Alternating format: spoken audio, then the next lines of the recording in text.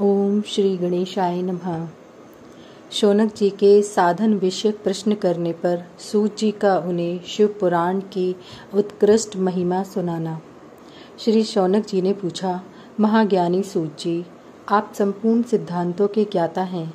प्रभु, मुझसे पुराणों की कथाओं के सार तत्व का विशेष रूप से वर्णन कीजिए। ज्ञान और वैराग्य सहित भक्ति से प्राप्त होने वाले विवेक की वृद्धि कैसे होती है तथा साधु पुरुष किस प्रकार अपने काम क्रोध आदि मानसिक विकारों का निवारण करते हैं। इस घोर कलिकाल में जीव पर्याय आसु स्वभाव के हो गए हैं। उस जीव समुदाय को शुद्ध देवी संपत्ति से युक्त बनाने के लिए सर्वश्रेष्ठ उपाय क्या है? आप इस समय मुझे ऐसा कोई शाश्वत साधन बताइए जो कल्याणकारी वस्तुओं में भी सबसे उत्कृष्ट एवं परम मंगलकारी हो तथा पवित्र करने वाले उपायों में भी सर्वोत्तम पवित्रकारक उपाय हो। तात वह साधन ऐसा हो जिसके अनुष्ठान से शीघ्र ही अंतःकरण की विशेष शुद्धि हो जाए तथा उसे निर्मल चित्त वाले पुरुष को सदा के लिए शिव की प्राप्ति हो जाए। श्री सूची ने कहा, मुनि श्रेष्ठ शौनक, तुम धन्य हो, क्योंकि तुम्हारे हृदय में प्राण कथा सुनने का विशेष प्रेम एवं लालसा है। इसलिए मैं शुद्ध बुद्धि से विचार कर तुमसे परम उत्तम शास्त्र का वर्णन करता हूँ।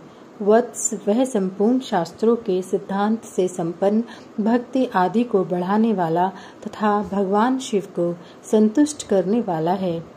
कानों के लिए रसायन अमृत स्वरूप तथा दिव्य है, तुम उसे श्रवण करो। मुनि, वह परम उत्तम शास्त्र है शिव पुराण, जिसका पूर्व काल में भगवान शिव ने ही प्रवचन किया था। यह काल रूपी सर्प से प्राप्त होने वाले महान त्रास का विनाश करने वाला उत्तम साधन है। गुरुदेव व्यास ने सनत कुमार मुनि का उपदेश पाकर बड़े आदर से संक्षेप में ही इस पुराण का प्रतिपादन किया है। इस पुराण के प्रणयन का उद्देश्य है कलयुग में उत्पन्न होने वाले मनुष्यों के परम हित का साधन। यह शिव पुराण परम उत्तम शास्त्र है। इसे इस भूतल पर भगवान शिव का वाङ्मय स्वरूप समझना चाहिए और सब प्रकार से इसका सेवन करना चाहिए। इसका पठन और श्रवण सर्व साधन रूप है। इसे शिव भक्ति पाकर श्रेष्ठतम स्थिति में पहुंचा हुआ मनुष्य शीघ्र ही शिवपद को प्राप्त कर लेता है। इसलिए संपूर्ण यत्न करके मनुष्यों ने इस पुराण को पढ़ने की इच्छा की है अथवा इसके अध्ययन को अभिष्ट साधन माना है। इसी तरह इसका प्रेम पूर्वक श्रवण भी संपूर्ण मनोवांछित फलों को देने वाला है। भगवान शिव के इस पुराण को सुनने से मनुष्य सब पापों से मुक्त हो जाता है तथा इस जीवन में बड़े बड़े उत्कृष्ट भोगों को भोग करके अंत में शिवलोक को प्राप्त कर लेता है। यह शिव पुराण नामक ग्रंथ 24,000 श्लोकों से युक्त है। इसकी 7 संहिताएं हैं। मनुष्य को चाहिए कि वह भक्ति, ज्ञान और वैराग्य से संपन्न हो बड़े आदर से इसका श्रवण करे। 7 संहिताओं से युक्त यह दिव्य शिव पुराण पर ब्रह्म परमात्मा के समान विराजमान है और सबसे उत्कृष्ट गति प्रदान करने वाला है। जो निरंतर अनुसंधान पूर्वक इस शिव पुराण को बाँचता है अथवा नित्य प्रेम पूर्वक इसका पाठ मात्र करता है, वह पुण्यात्मा है, इसमें संशय नहीं है। जो उत्तम बुद्धि वाला पुरुष अंतकाल में भक्ति पूर्वक इस पुराण को सुनता है, उस पर अत्यंत प्रसन्न हुए भगवान महेश्वर उसे अपना पद प्रदान करते हैं। जो प्रतिदिन आदर पूर्वक इस शिव पुराण का पूजन करता है, वह इस संसार में संपूर्ण भोगों को भोगकर अंत में भगवान शिवलोक के पद को प्राप्त कर लेता है। जो प्रतिदिन आलस्य रहित हो रेशमी वस्त्र आदि के वेष्टन से इस शिव पुराण का सत्कार करता है, वह सदा सुखी होता है। यह शिव पुराण निर्मल तथा भगवान शिव का सर्वस्व है। जो इहलोक और परलोक में भी सुख चाहता हो, उसे आदर के साथ प्रयत्न पूर्वक इसका सेवन करना चाहिए। यह निर्मल एवं उत्तम शिव पुराण धर्म, अर्थ, काम और मोक्ष रूप चारों पुरुषार्थों को देने वाला है। अतः सदा प्रेम पूर्वक इसका श्रवण एवं विशेष पाठ करना चाहिए। शिव पुराण के श्रवण से देवराज को शिवलोक की प्राप्ति तथा चंचुला का पाप से भय एवं संसार से वैराग्य। श्री शौनक जी ने कहा, महाभाग सूत जी, आप धन्य हैं, परमार्थ तत्व के ज्ञाता हैं। आपने कृपा करके हम लोगों को यह बड़ी अद्भुत एवं दिव्य कथा सुनाई है। भूतल पर इस कथा के समान कल्याण का सर्वश्रेष्ठ साधन दूसरा कोई नहीं है। यह बात हमने आज आपकी कृपा से निश्चय पूर्वक समझ ली है। सूत जी, कलयुग में इस कथा के द्वारा कौन कौन से पापी शुद्ध होते हैं, उन्हें कृपा पूर्वक बताइए और इस जगत को कृतार्थ कीजिए। सूची बोले, हे मुनि, जो मनुष्य पापी, दुराचारी, खल तथा काम क्रोध आदि में निरंतर डूबे रहने वाले होते हैं, वे भी इस पुराण के श्रवण पठन से अवश्य ही शुद्ध हो जाते हैं। इसी विषय में जानकर मुनि इस प्राचीन इतिहास का उदाहरण दिया करते हैं। इसी विषय में जानकर मुनि इस प्राचीन इतिहास का उदाहरण दिया करते हैं, जिसका श्रवण मात्र से पापों का पूर्णतः नाश हो जाता है। पहले की बात है, कहीं किरातों के नगर में एक ब्राह्मण रहता था, जो ज्ञान में अत्यंत दुर्बल, दरिद्र, रस बेचने वाला तथा वैदिक धर्म से विमुख था। वह स्नान संध्यादि कर्मों से भ्रष्ट हो गया था और वैश्यवृत्ति में तत्पर रहता था। उसका नाम था देवराज। वह अपने ऊपर विश्वास करने वाले लोगों को ठगा करता था। उसने ब्राह्मणों, क्षत्रियों, वैश्यों, शूद्रों तथा दूसरों को भी अनेक बहानों से मारकर उनका धन हड़प कर लिया था, परंतु उस पापी का थोड़ा सा भी धन कभी धर्म के काम में नहीं लगा था। वह वेश्यागामी तथा सब प्रकार से आचार भ्रष्ट था। एक दिन घूमता घामता वह देवयोग से प्रतिष्ठानपुर झांसी प्रयाग में जा पहुंचा। वहां उसने एक शिवालय देखा, जहां बहुत से साधु महात्मा एकत्र हुए थे। देवराज उस शिवालय में ठहर गया, किंतु वहां उस ब्राह्मण को ज्वर आ गया। उस ज्वर से उसे बड़ी पीड़ा होने लगी। वहां एक ब्राह्मण देवता शिव पुराण की कथा सुना रहे थे। ज्वर में पड़ा हुआ देवराज ब्राह्मण के मुखारविंद से निकली हुई उस शिव कथा को निरंतर सुनता रहा। 1 मास के बाद वह ज्वर से अत्यंत पीड़ित होकर चल बसा। यमराज के दूत आए और उसे पाशों से बांधकर बलपूर्वक यमपुरी ले गए। इतने में ही शिवलोक से भगवान शिव के पार्षद गण आ गए। उनके गौर अंग कर्पूर के समान उज्ज्वल थे, हाथ त्रिशूल से सुशोभित हो रहे थे। उनके संपूर्ण अंग भस्म से उद्भासित हो रहे थे और रुद्राक्ष की मालाएं उनके शरीर की शोभा बढ़ा रही थी। वे सब के सब क्रोध पूर्वक यमपुरी में चले गए और यमराज के दूतों को मार पीट कर बारंबार धमका कर उन्हें देवराज को उनके चंगुल से छुड़ा लिया और देव अत्यंत अद्भुत विमान पर बैठाकर जब वे शिवदूत कैलाश जाने को उद्यत हुए, उस समय यमपुरी में बड़ा भारी कोलाहल मच गया।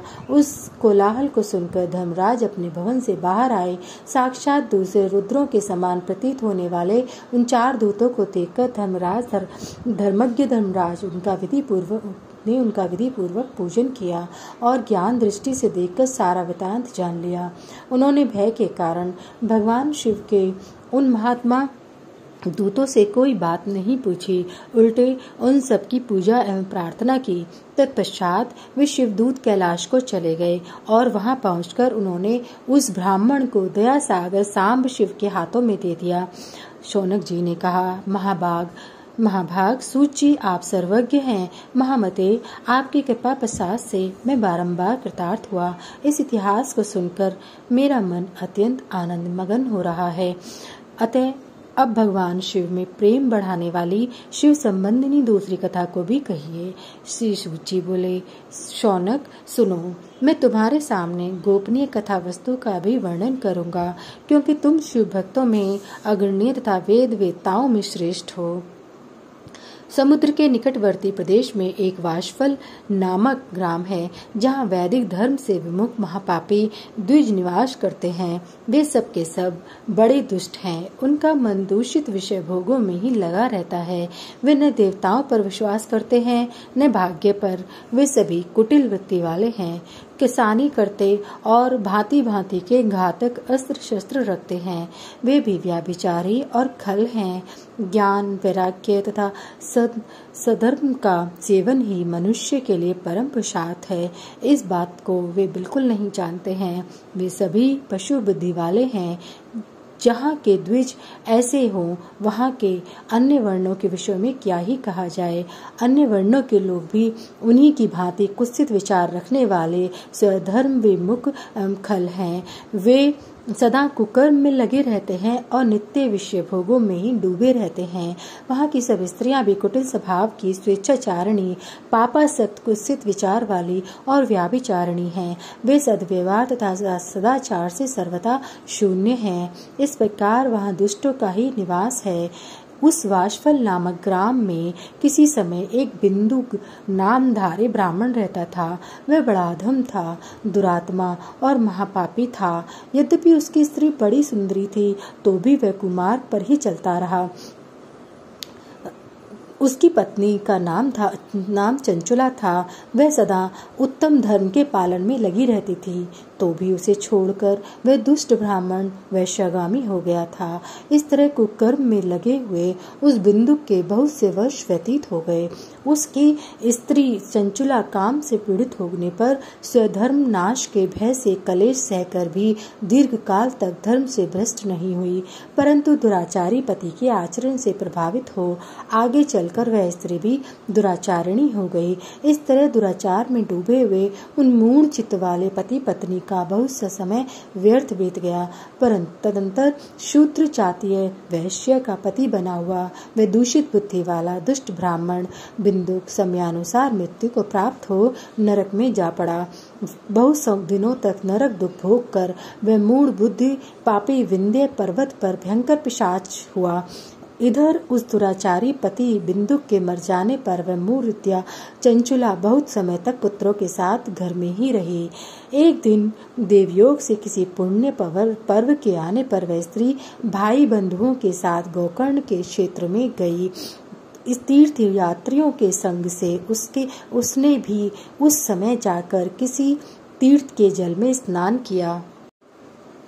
फिर वह साधारणतया मेला देखने की दृष्टि से बंधुजनों के साथ यत्र तत्र घूमने लगी। घूमती घामती किसी देव मंदिर में गई और वहां उसने एक दैवज्ञ ब्राह्मण के मुख से भगवान शिव की परम पवित्र एवं मंगलकारिणी उत्तम पौराणिक कथा सुनी। कथावाचक ब्राह्मण कह रहे थे कि जो स्त्रियां पुरुषों के साथ व्याभिचार करती हैं, वे मरने के बाद जब यमलोक में जाती हैं, तब यमराज के दूत उनकी योनि में तपे हुए लोहे का परिक डालते हैं। पौराणिक ब्राह्मण के मुख से यह वैराग्य बढ़ाने वाली कथा सुनकर चंचुला भय से व्याकुल हो गई और कांपने लगी। जब कथा समाप्त हुई और सुनने वाले सब लोग वहां से बाहर चले गए, तब वह भयभीत नारी एकांत में शिवपुराण की कथा बाँचने वाले उन ब्राह्मण देवता से बोली। चंचुला ने कहा, ब्राह्मण, मैं अपने धर्म को नहीं जानती थी, इसलिए मेरे द्वारा बड़ा पाप और दुराचार हुआ है। स्वामिन मेरे ऊपर अनुपम कृपा करके मेरा उद्धार कीजिए। आज आपके वैराग्य रस से ओतप्रोत इस प्रवचन को सुनकर मुझे बड़ा भय लग रहा है। मैं कांप उठी हूँ और मुझे संसार से वैराग्य हो गया है। मुझ मूढ़ चित्त वाली पापिनी को धिक्कार है। मैं सर्वथा निंदा के योग्य हूँ, कुत्सित विचारों में फंसी हुई और अपने धर्म से विमुख हो गई हूँ। हाय, न जाने किस किस घोर कष्टदायक दुर्गति में मुझे पड़ना पड़ेगा और वहाँ कौन बुद्धिमान पुरुष कुमार्ग में मन लगाने वाली मुझ पापिनी का साथ देगा। मृत्यु काल में उन भयंकर यमदूतों को मैं कैसे देख सकूंगी? जब वे बलपूर्वक मेरे गले में फंदा डालकर मुझे बांधेंगे, तब मैं कैसे धीरज धारण कर सकूंगी? नरक में जब मेरे शरीर के टुकड़े टुकड़े किए जाएंगे, उस समय विशेष दुख देने वाली उस महान यातना को मैं वहाँ कैसे सहूंगी? हाय, मैं मारी गई, मैं जल गई, मेरा हृदय विदीर्ण हो गया और मैं सब प्रकार से नष्ट हो गई, क्योंकि मैं हर तरह से पाप में डूबी रही हूँ। ब्राह्मण, आप ही मेरे गुरु हैं, आप ही मेरे माता पिता और आप ही मेरी माता और आप ही मेरे पिता हैं। आपकी शरण में मैं आई हूँ। मुझ दीन अबला का आप ही उद्धार कीजिए। सूत जी कहते हैं, शौनक, इस प्रकार खेद और वैराग्य से युक्त हुई चंचुला ब्राह्मण देवता के दोनों चरणों में गिर पड़ी। तब उन बुद्धिमान ब्राह्मण ने कृपा पूर्वक उसे उठाया और इस प्रकार कहा।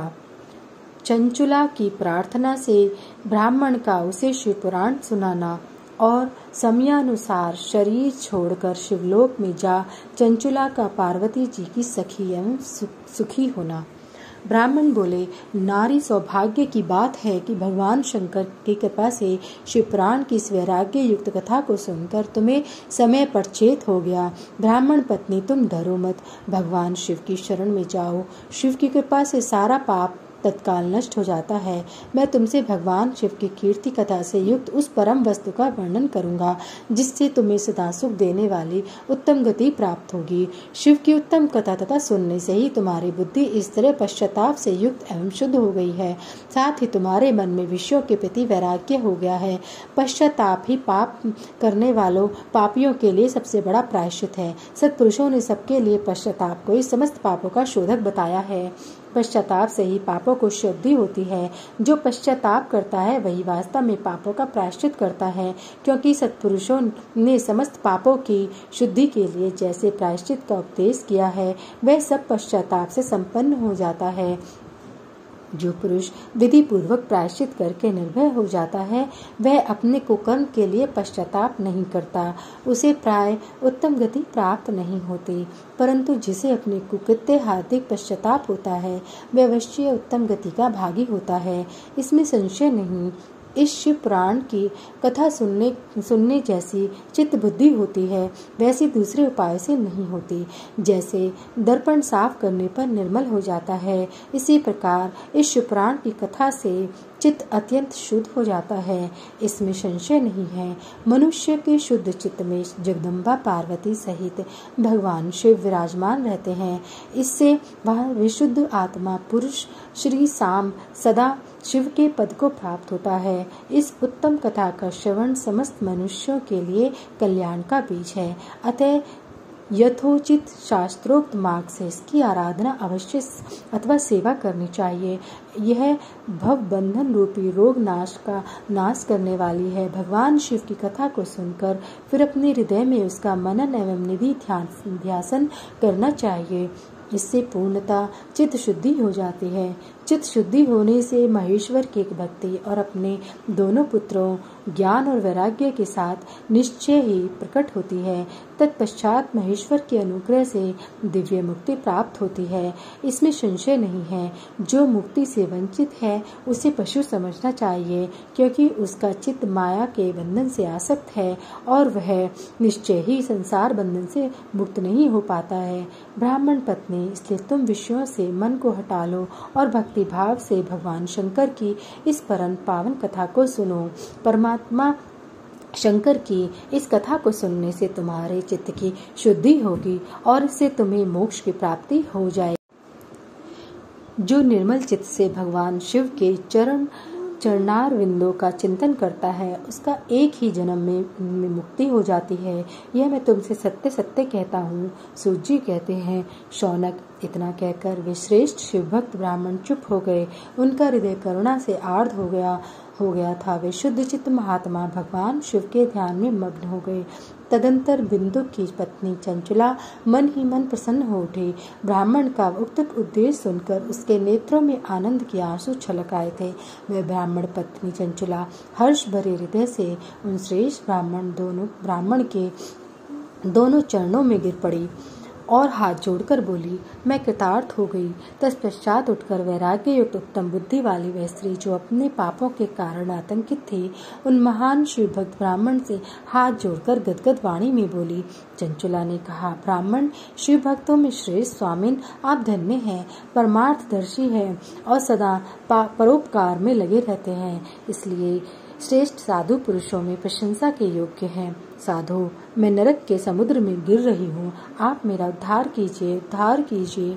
पौराणिक अर्थ तत्व से संपन्न जिस सुंदर शिव पुराण की कथा को सुनकर मेरे मन में संपूर्ण विषयों से वैराग्य उत्पन्न हो गया है, इस शिव पुराण के सुनने के लिए इस समय मेरे मन में बड़ी श्रद्धा हो रही है।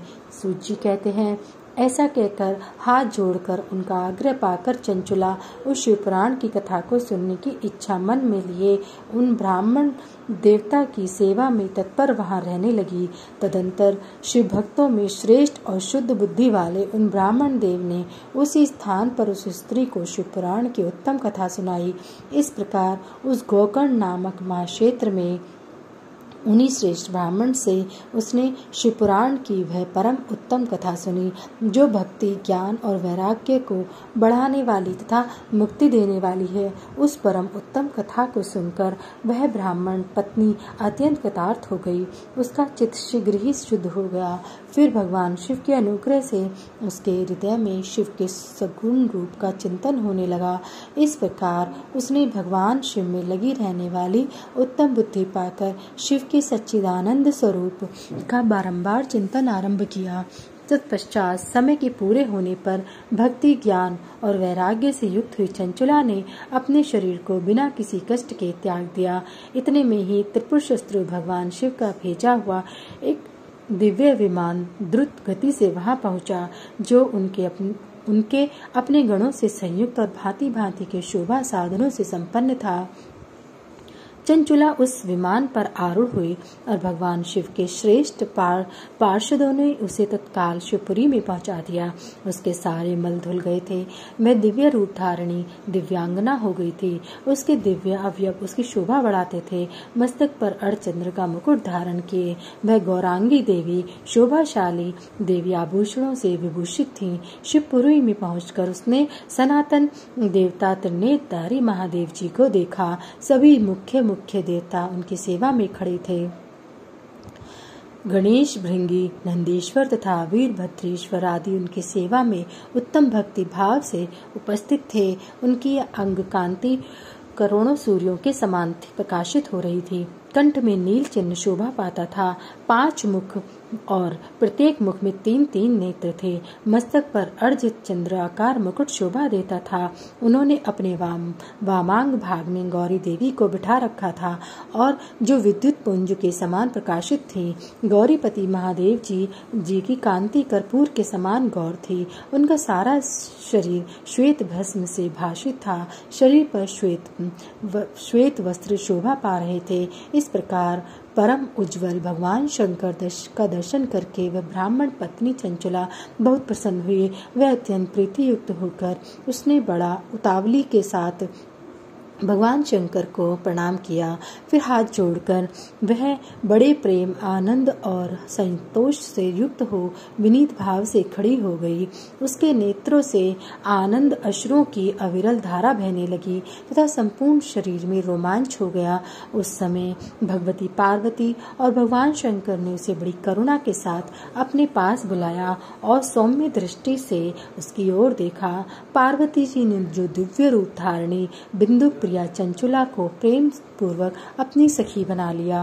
वह उस परमानंदघन ज्योति स्वरूप सनातन धाम में अविचल निवास पाकर दिव्य सौख्य से संपन्न हो अक्षय सुख का अनुभव करने लगी। चंचुला के प्रयत्न से पार्वती जी की आज्ञा पाकर तुम्बरू का विंध्य पर्वत पर शिवपुराण की कथा सुनाकर बिंदुक का पिशाच योनि से उद्धार करना तथा उन दोनों दंपति का शिव धाम में सुखी होना। सूची बोले, शौनक, एक दिन परमानंद में निमग्न हुई चंचुला ने उमा देवी के पास जाकर प्रणाम किया और दोनों हाथ जोड़कर वह उनकी स्तुति करने लगी। चंचुला बोली, गिरिजा नंदिनी स्कंद माता उमे, मनुष्यों ने सदा आपका सेवन किया है। समस्त सुखों को देने वाली शंभु प्रिय, आप ब्रह्म स्वरूपिणी हैं। विष्णु और ब्रह्मा आदि देवताओं द्वारा सेव्य हैं। आप ही सगुणा और निर्गुणा हैं तथा आप ही सूक्ष्म सच्चिदानंद स्वरूपिणी आद्या प्रकृति हैं। आप ही संसार की सृष्टि के पालन और संहार करने वाली हैं। तीनों गुणों का आश्रय भी आप ही हैं। ब्रह्मा, विष्णु और महेश्वर उन 3 देवताओं का आवास स्थान तथा उनके उत्तम प्रतिष्ठा करने वाली परम शक्ति आप ही हैं। सूची कहते हैं, शौनक, जिसे सद्गति प्राप्त हो चुकी थी वह चंचुला इस प्रकार महेश्वर पत्नी उमा की स्तुति करके सिर झुकाए चुप हो गई।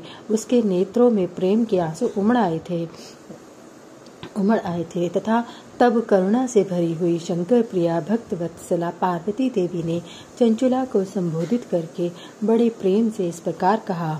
पार्वती बोली, सखी चंचले सुंदरी, मैं तुम्हारी की हुई इस स्तुति से बहुत प्रसन्न हूँ। बोलो, क्या वर मांगती हो? तुम्हारे लिए मुझे कुछ भी अदेय नहीं है। चंचुला बोली, निष्पाप गिरजा कुमारी, मेरे पति बिंदु इस समय कहाँ हैं? उनकी कैसी गति हुई है यह मैं नहीं जानती। कल्याणमयी दीन वत्सले, मैं अपने उन पति देव से जिस प्रकार संयुक्त हो सकूं वैसा ही उपाय कीजिए। महेश्वरी महादेवी, मेरे पति एक शूद्र जातीय वैश्या के प्रति आसक्त थे। उसके पाप में ही डूबे रहते थे। उनकी मृत्यु मुझसे पहले ही हो गई थी। न जाने वे किस गति को प्राप्त हुए। गिरिजा बोली, बेटी, तुम्हारा बिंदुक नाम का पति बड़ा पापी था। उसका अंतःकरण बड़ा ही दूषित था। वैश्या का उपभोग करने वाला वह महामूढ़ मरने के बाद नरक में पड़ा। अगणित वर्षों तक नरक में नाना प्रकार के दुख भोगकर वह पापात्मा अपने शेष पाप को भोगने के लिए विंध्य पर्वत पर पिशाच हुआ। इस समय वह पिशाच अवस्था में ही है और नाना प्रकार के कलेश उठा रहा है। वह दुष्ट वहीं वायु पीकर रहता है और सदा सब प्रकार के कष्ट सहता है। सूत जी कहते हैं, शौनक, गौरी देवी की यह बात सुनकर उत्तम व्रत का पालन करने वाली चंचुला उस समय पति के महान दुख से दुखी हो गई। फिर मन को स्थिर करके उस ब्राह्मण पत्नी ने व्यथित हृदय से महेश्वरी को प्रणाम करके पुनः पूछा। चंचुला बोली, महेश्वरी महादेवी, मुझ पर कृपा कीजिए और दूषित करने वाले मेरे दुष्ट पति का अब उद्धार कर दीजिए। देवी, कुत्सित बुद्धि वाले मेरे उस पापात्मा पति को किस उपाय से उत्तम गति प्राप्त हो सकती है, यह शीघ्र बताइए। आपको नमस्कार है। पार्वती ने कहा, तुम्हारा पति यदि शिव पुराण की पुण्यमयी उत्तम कथा सुने तो उसे सारी दुर्गति को पार करके वह उत्तम गति का भागी हो सकता है। अमृत के समान मधुर अक्षरों से युक्त गौरी देवी का यह वचन आदर पूर्वक सुनकर चंचुला ने हाथ जोड़कर मस्तक झुकाकर उनको बारंबार प्रणाम किया और अपने पति के समस्त पापों की शुद्धि तथा उत्तम गति की प्राप्ति के लिए पार्वती देवी से यह प्रार्थना की कि मेरे पति को शिव पुराण सुनाने की व्यवस्था होनी चाहिए। उस ब्राह्मण पत्नी के बारंबार प्रार्थना करने पर शिव प्रिया गौरी देवी को बड़ी ही दया आई। उन भक्तवत्सला महेश्वरी गिरिजा कुमारी ने भगवान शिव के उत्तम कीर्ति का गान करने वाले गंधर्व राज तुम्बरु को बुलाकर उससे प्रसन्नता पूर्वक इस प्रकार कहा, तुम्बरो, तुम्हारी भगवान शिव में प्रीति है। तुम मेरे मन की बातों को जानकर मेरे अभिष्ट कार्यों को सिद्ध करने वाले हो, इसलिए मैं तुमसे एक बात कहती हूँ, तुम्हारा कल्याण हो। तुम मेरी इस सखी के साथ शीघ्र ही विंध्या पर्वत पर जाओ। वहाँ एक महाघोर और भयंकर पिशाच रहता है। उसका वृत्तांत तुम आरंभ से ही सुनो। मैं तुमसे प्रसन्नता पूर्वक सब कुछ बताती हूँ। पूर्व जन्म में वह पिशाच बिंदुक नामक ब्राह्मण था। मेरी इस सखी चंचुला का पति था, परंतु वह दुष्ट वैश्यागामी हो गया। संध्या स्नान आदि नित्य कर्म छोड़कर अपवित्र रहने लगा। क्रोध के कारण उसकी बुद्धि पर मूढ़ता छा गई थी। वह कर्तव्य का विवेक नहीं कर पाता था। अभक्ष्य लक्षण, रज्जनों से द्वेष और दूषित वस्तुओं का दान लेना, यही उसका स्वाभाविक कर्म बन गया था। वह अस्त्र शस्त्र लेकर हिंसा करता, बाएं हाथ से खाता, दीनों को सताता और क्रूरता पूर्वक पराये घरों में आग लगा देता था। चांडालों से प्रेम करता और प्रतिदिन वैश्या के संपर्क में रहता था। बड़ा दुष्ट था। वह पापी अपनी पत्नी का परित्याग करके दुष्टों के संगम में ही आनंद मनाता था। वह मृत्यु पर्यंत दुराचार में ही फंसा रहा। फिर अंतकाल आने पर उसकी मृत्यु हो गई। वह पापियों के भोग स्थान घोर यमपुर में गया और वहां बहुत से नरकों का उपभोग करके वह दुष्टात्मा जीव इस समय विंध्य पर्वत पर पिशाच बना हुआ है। वही वह दुष्ट पिशाच अपने पापों का फल भोग रहा है। तुम उसके आगे यत्न पूर्वक शिव पुराण की उस दिव्य कथा का प्रवचन करो जो परम पुण्यमयी तथा समस्त पापों का नाश करने वाली है। शिव पुराण की कथा का श्रवण सबसे उत्कृष्ट पुण्य कर्म है। उससे उसका हृदय शीघ्र ही समस्त पापों से शुद्ध हो जाएगा और वह प्रेत योनि का परित्याग कर देगा। इस दुर्गति से मुक्त होने पर बिंदुक नामक पिशाच को मेरी आज्ञा से विमान पर बैठाकर तुम भगवान शिव के समीप ले जाओ। सूची कहते हैं, शौनक महेश्वरी उमा के इस प्रकार आदेश देने पर गंधर्वराज तुम्बरु मन ही मन बड़े प्रसन्न हुए। उन्होंने अपने भाग्य की सराहना की। तत्पश्चात उस पिशाच की सती साध्वी पत्नी चंचुला के साथ विमान पर बैठकर नारद के प्रिय मित्र तुम्बरु वेग पूर्वक विंध्याचल पर्वत पर गए, जहाँ पर पिशाच रहता था। वहाँ उन्होंने उस पिशाच को देखा। उसका शरीर विशाल था, ठोड़ी बहुत बड़ी थी। वह कभी हंसता, कभी रोता, कभी उछलता था। उसकी आकृति बड़ी विकराल थी। भगवान शिव की उत्तम का गान करने वाले महाबली तुम्बरु ने उस अत्यंत भयंकर पिशाच को पाशों द्वारा बांध लिया। तदंतर तुम्बरु ने शिव पुराण की कथा बाँचने का निश्चय करके महोत्सव युक्त स्थान और मंडप आदि की रचना की। इतने में ही संपूर्ण लोकों में बड़े वेग से प्रचार हो गया कि देवी पार्वती की आज्ञा से एक पिशाच का उद्धार करने के उद्देश्य से शिव पुराण की उत्तम कथा सुनाने के लिए तुम्बरु विंध्य पर्वत पर गए हैं। फिर तो उस कथा को सुनने के लोभ से बहुत से देव ऋषि भी शीघ्र ही वहां जा पहुंचे। आदर पूर्वक शिव पुराण सुनने के लिए आए हुए लोगों का उस पर्वत पर बड़ा अद्भुत और कल्याणकारी समाज जुट गया।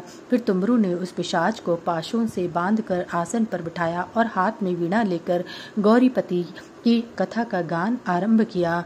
पहली यथार्थ विंध्येश्वर संहिता से लेकर 7वीं वायु संहिता तक महात्म्य संगीत सहित शिवपुराण की कथा उन्होंने स्पष्ट वर्णन किया। सातों संहिताओं सहित शिवपुराण का आदर पूर्वक श्रवण करके वे सभी श्रोता पूर्णतः कृतार्थ हो गए। उस समय पुण्य शिवपुराण को सुनकर उस पिशाच ने अपने सारे पापों को धोकर उस पैशाचिक शरीर को त्याग दिया। फिर तो शीघ्र ही उसका दिव्य रूप हो गया। अंग कांति गौर वर्ण की हो गई। शरीर पर श्वेत वस्त्र तथा सब प्रकार के पुरुषोचित आभूषण उसके अंग को उद्भाषित करने लगे। वह त्रिनेत्रधारी चंद्रशेखर स्वरूप हो गया। इस प्रकार दिव्य देहधारी होकर श्रीमान बिंदु अपनी प्रणव वल्लभा चंचुला के साथ स्वयं भी पार्वती वल्लभ भगवान शिव का गुणगान करने लगा। उसकी स्त्री को इस प्रकार दिव्य रूप से सुशोभित हुए देख वे सभी देव ऋषि बड़े विस्मित हुए। उनका चित्त परमानंद से परिपूर्ण हो गया।